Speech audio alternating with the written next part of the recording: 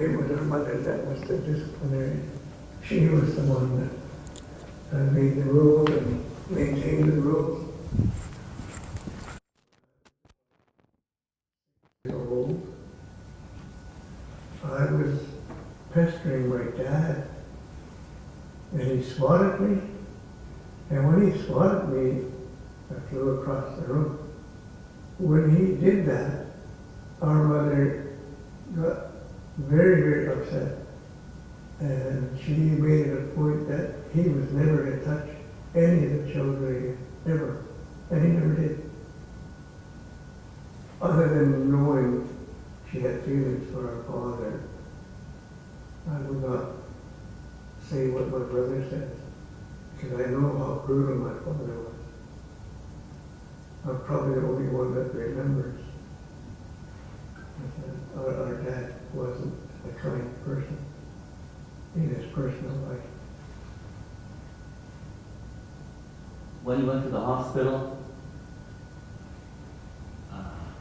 I thought nothing of it. I went to see him. And he was a strong man. He was still well built. And we had no telephones in those days. And we went home November 1st, 1956. Early in the morning, someone came to the house and said that a phone call was received and that my father had passed away. And then I would tease my mom about my late dad growing up as I grew older and older, not knowing what my mother's true feelings were about my father. You know, did she or did she not really love him? And then one day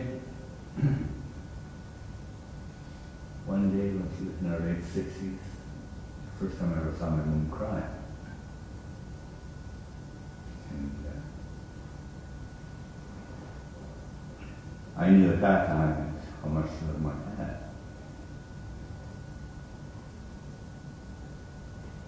And how the various pieces of legislation just ruined everything, or made it very challenging and difficult. In every relationship, you all have challenges early in life. You know, I don't think there's any marriage that is perfect, 100%. Okay, so, thank them. I was going to turn up the volume for the next clip just a little bit. Okay, so when we're collaborating with the family and talking about what they want and not want in the film, because you have to do that with, I think, all projects. Like I said, facilitate their story. Don't just take it and then create something and then put it out there. There's a lot about the father figure who plays a central role in the film that we had to ask ourselves, do you want to include in the film? Do you not want to include in the film? And if we just kept Howard, the younger, the gentleman you saw, the second person to talk is named Howard. He's the younger brother. The first person to talk, which you didn't see there, is Larry, the older brother. Well, there's three brothers, but he's the middle. If we just kept Howard's account, of the father, and then his recollection of when he died and the tears and how he recollected and how he said, he knew his mother, loved his father, the first time he saw her cry and all that stuff. It really does, it's touching, of course, and it creates an image of the father, right? That I think would be really palatable, especially if you keep the father as a central character in a film where they go back to his ancestral village in China for the first time. Right? It makes a little bit more sense. It makes it a little bit more intelligible because look, he was a great man, and this is what they want. And Howard actually talks a lot about how close he was with his father. Some of the best times of his life. I remember this one quote. Some of the best times of my life was when I was driving in the pickup truck with my dad. That's what he said. But then when we interviewed Larry, he didn't have the same memories of his father. Like he said, he was a brutal man. That's very harsh wording. Brutal man in his private life.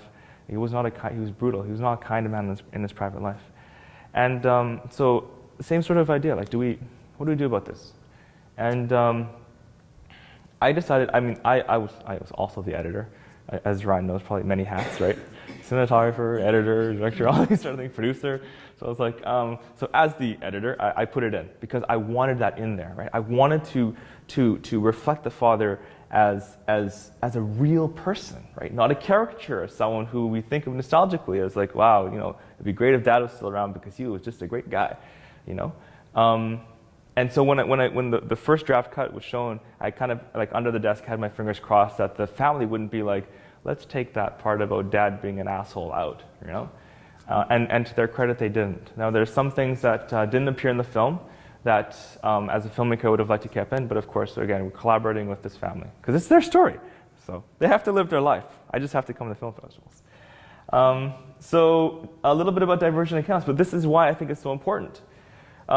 Only one account of the past loses this affective resonance, right? You know how it's said, it kind of goes back to this idea, the very first thing we started talking about. If you forget the past, you're bound to repeat it. But if the past is so one-dimensional, it loses that affect. And Ryan mentioned it in his account as well, talking about representing both sides to keep the conversation alive. It's that conversation, it's that dialogue that is really history that we should be striving to maintain. If we view the past as an open question, right, then it can never be boxed and forgotten. It is always contested, okay? So the character of the father, you kind of keep it as an open question. I mean, it produces dialogue. It doesn't mean that he wasn't loved. It doesn't mean that you can't, think about him in with lots of nostalgia and all these things. But you don't want to make him one-dimensional. And of course, this is the best part for all filmmakers. Ultimately, divergent accounts maintain dialogue and create non-one-dimensional characters. I've said this a few times, i.e. the father was a kind man. Because we want drama in our films, okay? And and divergent accounts is one way of creating a dramatic point in your film, right? You want all films, including documentary films and including fiction films, of course, you have to consider your characters. And so by using memory, or the strengths of memory, to exaggerate, to forget, to invoke emotion, right? And to recall experience, you are, not only are you, in my opinion, being a little bit more true to the craft, but you are also creating multi-dimensional characters in the past, right? To help foster dialogue and to make your films more interesting, okay? So that's where I've come now from years ago when I thought, well, that's not the story I wanted to tell, okay? I think now it's a little bit more nuanced and I hope it's a bit more interesting, okay? All right, I believe that is it. So memory, so go back to the title of the talk, Memory as Story, Story as History. So hopefully what we've done is we've deconstructed this notion of history a little bit, right? It's not exactly what happened, especially when you're talking about documentary films, autoethnographies, and such. Memory as story, that's there for you, filmmakers, that's there. Ask people what happened, what's their experience, and there's stories there, right? So don't think of it in terms of like, well, that doesn't match up with the record. It said that there were none of these people in this town, and then you said there were. But then ask, why do you think that? How did you remember it? What was your experience? What were your emotions? So there are stories there for us to tell. And those stories, even if they're not gospel or exactly true, represent history, okay? Okay, so that's sort of the takeaway, I guess. And again, this is just my opinion. Now, I will also show the trailer for the film All Our Father's Relations. It's showing tonight at 6:30. Well, it's in the 6:30 program. So I hope you can make it out to see this film, All Our Father's Relations. I'll show the trailer. All right.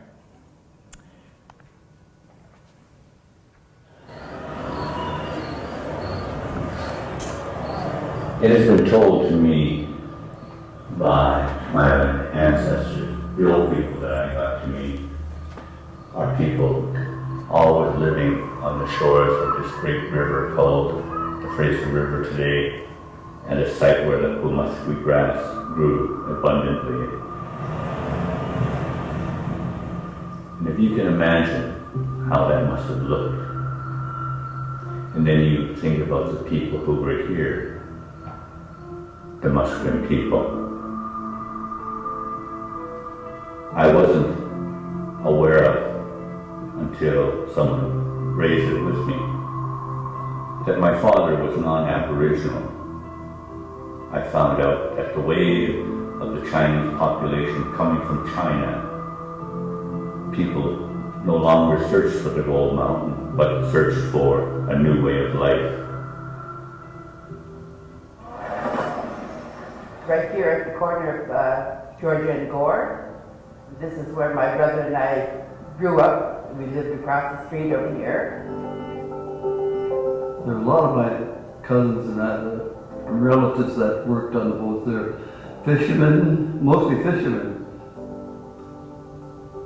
My mother was the last full 100% speaking, uncommunal speaker of our community. Within our culture, which was an oral history culture, it was important to know who your bloodlines were.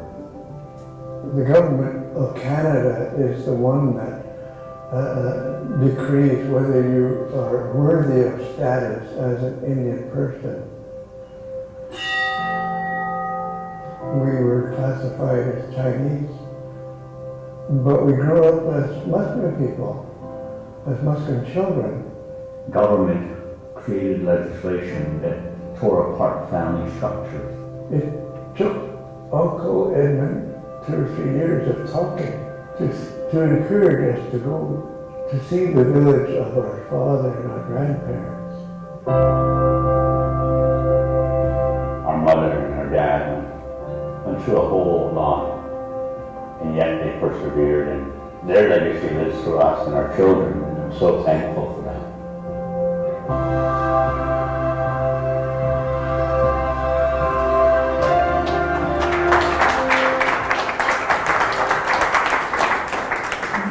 Okay, thank you very much for the time, for the opportunity. Hope to see you tonight at the screening.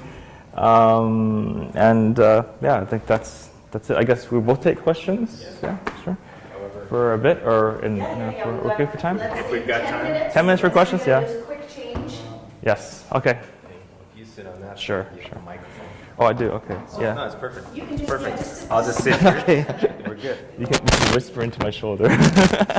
Lightly like that. Yeah. Yeah. I really love what I see in both of these films and plan to view them here.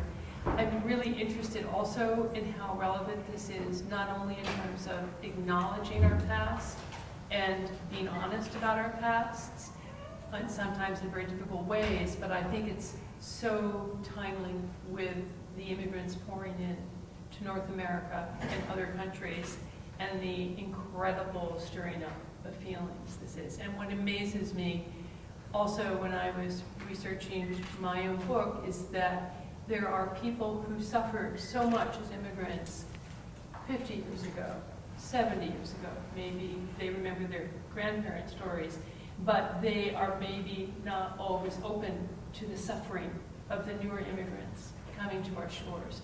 So I think this is just a very timely moment in documentary film. Yeah, I fully agree with that. Honestly, when we started making our doc, we thought we were making a niche documentary specific to a specific community in Canada that didn't really have bearing elsewhere. And when you watch the documentary, you will absolutely see where the bearing elsewhere is. We have had an amazing response from the United States film festivals that want to show this film, and we know that that is because of the rhetoric that is happening right now, because of the talk of internment camps, because of the anti-Muslim, because of the anti-Syrian rhetoric that is happening right now. We know that that is part of what people are seeing the parallels. Programmers are seeing the parallels, and I believe that they feel it's important to show it in a way that doesn't actually say bad United States. And it doesn't say bad Canada either. It just says this happened. I totally agree. I think this is, documentary has a powerful opportunity to humanize subjects, of course, right? And we're always talking about immigrants as a group versus individuals and individual experience.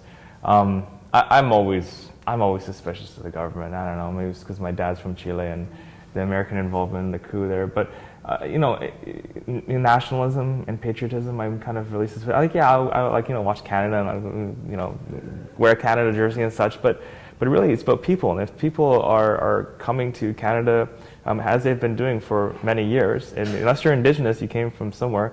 I kind of feel like it'd be hypocritical of me to say that you can't come or whatnot. So.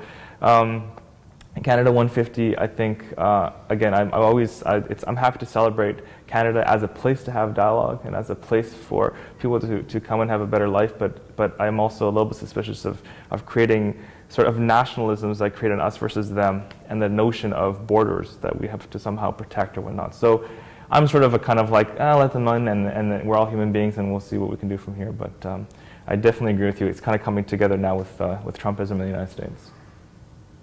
Sir? Yeah, well, you had your hand up first. You did that story about the internment camps and that sort of stuff, but there was Japanese internment camps in northwestern Ontario too. Yes. I mean, I know, for protection. And they applaud you for that. It's a brilliant film. And gentleman beside you. What was it say? But actuality. So does actuality mean? I know you don't do drama reenactments. Do you think that would help? I think it does. It definitely does. So, including dramatic points in documentary. See, because we have to, divorce ourselves from this notion that everything in a documentary film has to be real. It has to reflect this notion of actuality. And so I teach documentary filmmaking at UBC, and I'm always encouraging my students to think outside the box and to include creative elements, because those creative elements help to tap into emotions that I referred to in the presentation, and that sort of emotion can help engender understanding and experience. So when a student, a group makes a film that has dramatic reenactments or poetry or whatever, in ways to interpret emotion, then I think that's great. And if you don't want to call it documentary, so be it, but I call that documentary as well. Okay, just back up there. I forgot the question, but so actuality, geez, I forgot my question. Who wanted to this? No, that was good. That was a good question. That was a good question, though. And of course, mentioning Japanese Canadian tournament, I think it's fantastic what Ryan's doing. I love it. I really do, because as someone in the Japanese Canadian community who also fought against the government, and also I see the same parallels with regards to silences in the community and how trauma silences stories. Oh, I know so good job. I know my answer to we lost a lot of people there. So that's the actuality. History is we don't have those people anymore. Right. So you have to do the drama. Yeah, no, for sure. So there is a little bit of a difference when you're not using oral history and you're sort of doing primary research, which is fine too.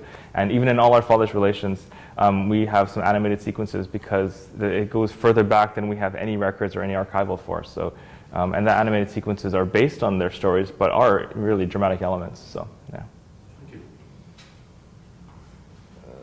Who's next? Just a short comment. Okay. No, I really, both films, wonderful in relation to the effective responses. So successful. I actually agree totally with both of you in ways that the methods that you're using are able to sort of allow viewers in their multiple positions, right? So rather than that one true story that you were mentioning, Alejandro, right? But allowing this opening of this complex history. And then particularly in relation to like the East Europeans, and also I'm actually from Northern Europe, I'm Finnish Canadian, right?